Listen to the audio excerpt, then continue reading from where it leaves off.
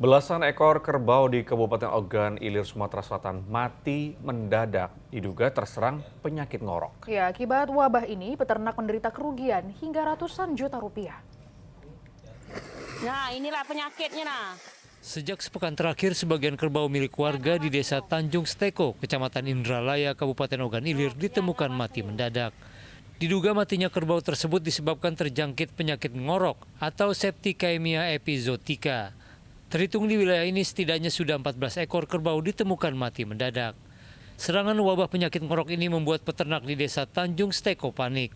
Pasalnya dalam hitungan hari sudah belasan ekor kerbau yang mati. Gejala awal pertama dia itu nafsu makannya berkurang, Pak.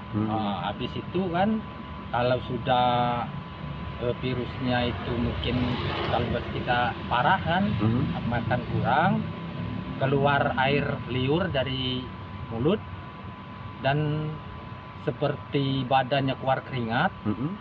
Dan kalau sudah keluar keringat itu napasnya itu ngorok, susah bernapas ternak tersebut. Untuk mencegah penyebaran wabah penyakit ngorok ini, petugas dari Dinas Ketahanan Pangan dan Pertanian Ogan Ilir terkendala beberapa faktor.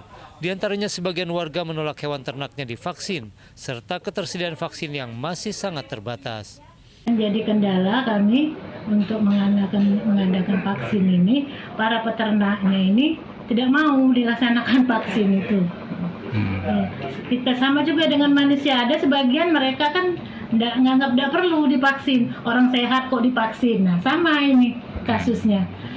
Untuk mengurangi kematian ternak yang lebih banyak lagi, sejumlah peternak terpaksa menyembelih hewan ternaknya. Sementara akibat serangan penyakit ngorok ini, peternak ditaksir menderita kerugian hingga ratusan juta rupiah. Dedi Irwansyah melaporkan dari Kabupaten Ogan Ilir, Sumatera Selatan.